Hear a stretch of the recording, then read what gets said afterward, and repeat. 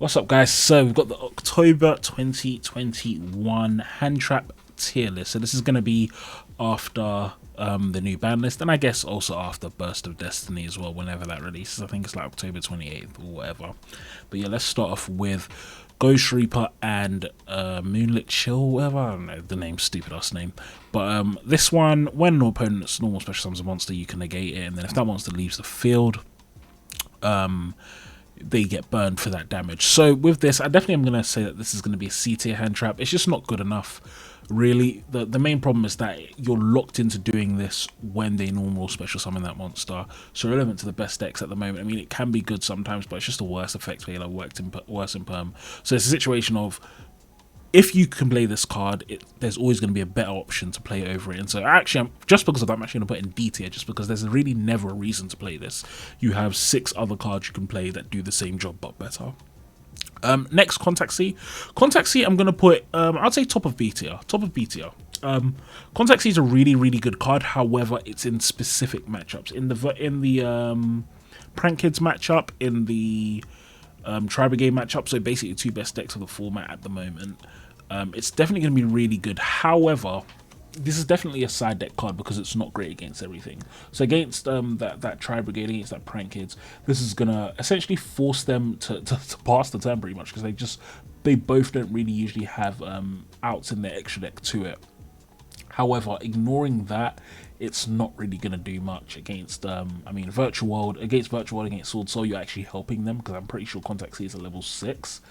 And then against some other decks like Sky Strike and stuff, they can probably just easily remove it. So yeah, I don't think it's amazing against those, but the decks that it's good against, it's definitely going to be game winning for you.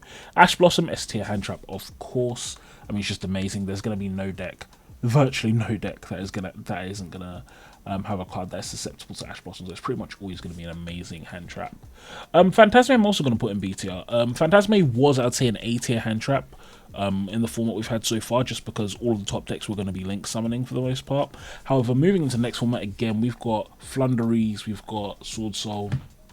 These decks don't really care as much about link summoning, and so Phantasme stops being a great main deck choice and starts being an okay side deck choice. But I mean, the problem with that is that, do you really want to run free Phantasme in your side deck? You'd rather just run actual counters to decks than running Phantasme, which will draw into counters to decks. So it's a great card, still a really good card, but definitely not going to be as generically main deckable, definitely going to be a little bit weaker moving forward. No None and Blooming Void, obviously bottom of DT, it's just useless. The only real niche usage of this card is it basically helps you win the game in time, game free, especially against decks like Prank Kids. You can drop this on them after their first link summon, when they use their Prank Kid effect to summon from the deck, and basically means that the only card they can summon is Fansies. Otherwise they're going to end up losing the game. So it's really, really, really good.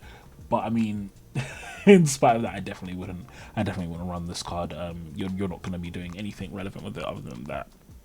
Gamma, I'm going to put in A tier. Gamma's going to be really, really good moving forward. Now, one of the biggest things that's going to be affecting hand traps in the next format is Crossout Designator. And unlike all the other hand traps, Gamma is pretty much one of the cards that cares least about Crossout Designator, and that's because, unlike things like Nibiru and Lancia, where your opponent could easily just put one of those to negate Gamma, if your opponent's not already playing Gamma, they definitely can't really play it just to negate it for Crossout Designator, because they would have to play Gamma plus a driver. Otherwise, they're literally just playing a brick in their deck. I would be really shocked if someone's just playing one copy of Gamma to negate without the driver. So that makes it great. And then, in general, it's just a really good hand trap going second. I mean, this is your Ash Blossom plus your Ghost Ogre. So it's going to be really, really good going second. Going first, obviously, it's easy to counter. A lot of people, good players, will simply wait for you to put a monster on board.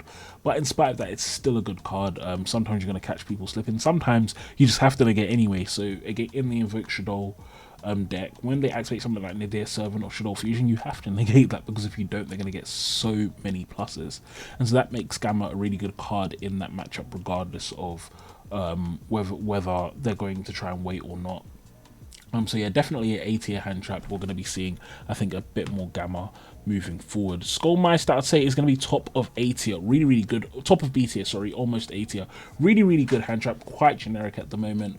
I mean, pretty much every deck has some sort of graveyard effect. Now, the thing about Skullmeister is that certain decks, it will potentially stop their turn. Things like Prank Kids, using it on their first summon can be really horrible if they don't have an extender. Tri Brigade again, as usual, you'll hear me talk about those decks a lot. Drytron, it can really cuck them as well.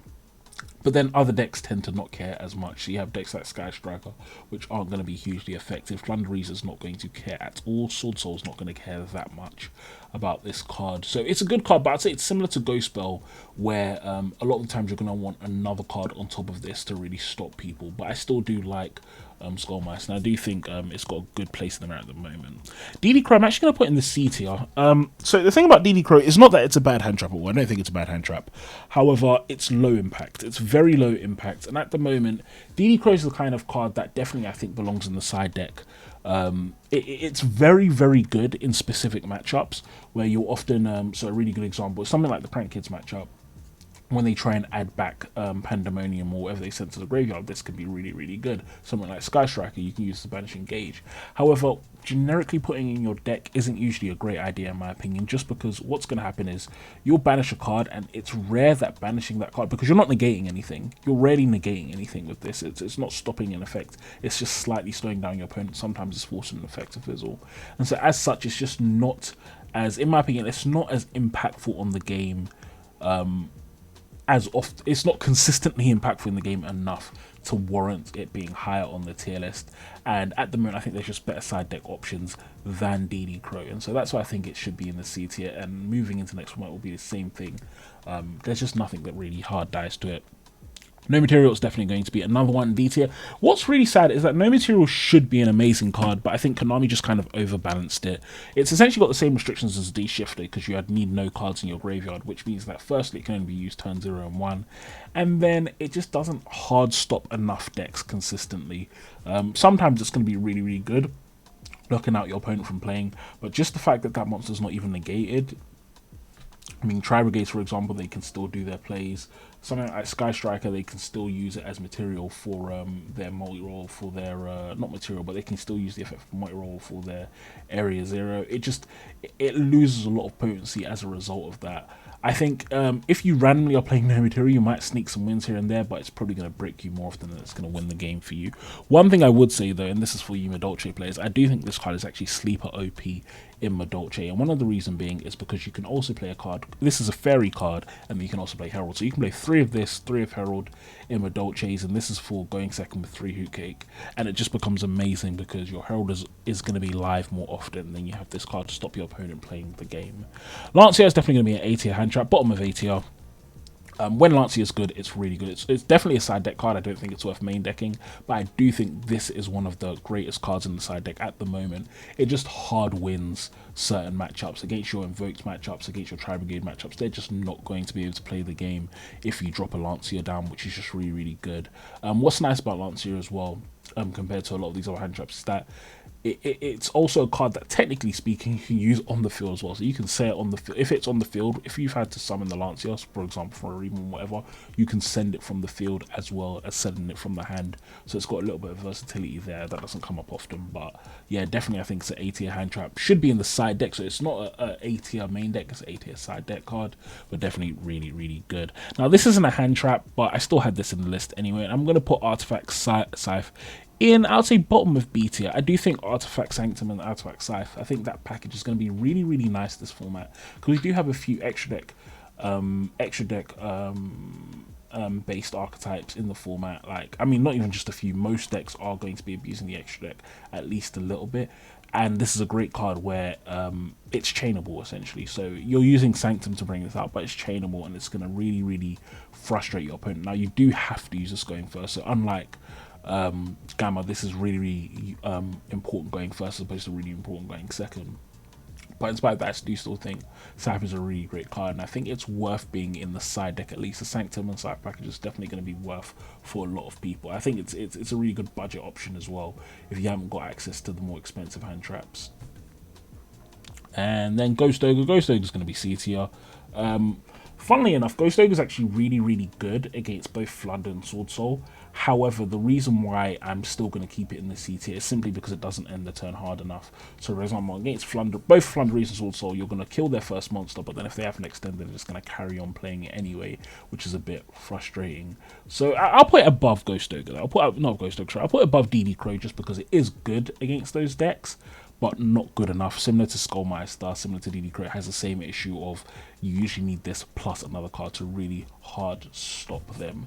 Moving on, Droll. Droll is going to be A tier, bottom of A tier hand trap, but yeah, another game-winning hand trap. I mean, it's just so insane against a lot of decks, but it's a similar thing to Lancia where it's really good against certain decks. Against other decks, they don't care at all, but definitely I think it's worth. This is another card, in my opinion, you definitely want to be playing 3 of these in your side deck. You can get away with main decking Droll, but certain decks just don't search as much, and so it ends up not being as useful. But yeah, definitely think Droll's a really good hand trap.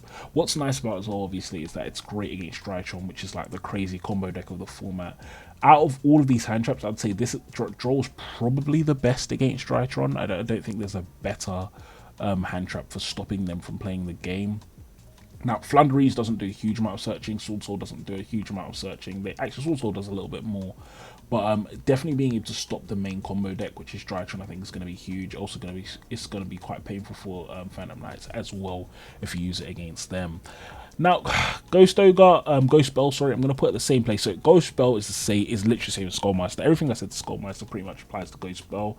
They apply certain in kind of slightly different situations. So Meister wants cards to activate in the graveyard. Bell wants cards to essentially move out of the graveyard to activate, but I think it's functionally the same thing. They are both really good cards, but they're just a bit too low impact, in my opinion, to be worth moving into the A tier. But they are still definitely very good hand traps, and I do think it's worth having maybe 1 or 2 in your main deck. I don't think you can get away with doing that with both of these cards. Veiler, I'm actually going to put at the bottom of A tier. Veiler is just generically useful. It's generically good against everything. Now, it's a bit of a shame. There's more and more counters to it. With Crossout Designator, Veiler is definitely going to go down in favor, because now you've got things like Triple Tactics Talent, you've got Crossout Designator, and you've got the Cool Buy. All of these different things you have to worry about because of that. But in spite of that, I still do think Veiler's good, because similar to Ash, it's just so generic. It negates the monsters on the field. That makes it amazing. So it's going to be great for negating that Verte if people try and get Dragoon against you. It's going to be great for negating that access code. And what's nice as well is that this doesn't care if you've got cards in the field, obviously. So that's the slight weakness of cards like Imperm and Gamma. They're going to punish you if you do have cards in the field. Veiler doesn't. I mean, obviously Imperm's still way better. But yeah, definitely a really good card. And I definitely think we are going to be seeing a lot of Veiler, same as last format. Imperm is S tier though. Imperm is a better Veiler. Veiler has that minor advantage over Imperm, but beyond that, Imperm is just insane. I mean, everything about this card is awesome. It's just so generically useful against everything, and then it dodges a lot of the counters that Veiler will have. Now, Crossout Designator, like I said, is going to make it a little bit weaker because everyone's going to play Imperm, which means if they have Crossout Designator, they almost certainly can prevent your Imperm. But in spite of that, I still do think Imperm is just a really good card. In my opinion, these two hand traps are the only two I would say that every deck should really just be playing 3 Ash, 3 Veiler, 3 Imperm, whether you're going first, second. It doesn't really matter what you're playing. It's just so safe to play these cards, and they'll cover you against pretty much everything. Ghost Reaper and Winter Cherries. This is a hard one. So, Ghost Reaper and Winter Cherries, the format's just too broad for it. That's the main issue with Ghost Reaper and Winter Cherries. It's a good card, and it does come up, but I just think there's not enough decks that are good. So basically, the decks that don't need the extra deck aren't good enough at the moment to abuse this, and then other decks actually need the extra deck. Now, technically speaking, for example, in the mirror, it might have some niche usage, but beyond that, I just don't think it's worth running Ghost Reaper and Winter Cherries. It's a shame because there were times before where it was really OP, but I think we need more of a 1 to 2 deck format, maybe 3 or 4 decks max, before a card like this can see play in the meta again. Chaos Hunter, I think Chaos Hunter is sleeper OP. I'm telling you now, I think it's incredible. I think I'm going to put it top of B tier.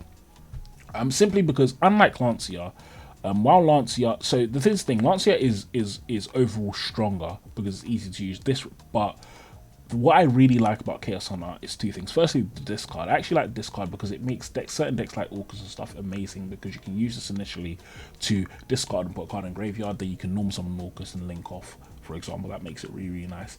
And what's also great about it is it's just a big body. It's got, I think, 2400 or 2500 attack. I mean, it's just really, really, really good. Now, again, this is a side deck card. You shouldn't be main decking this.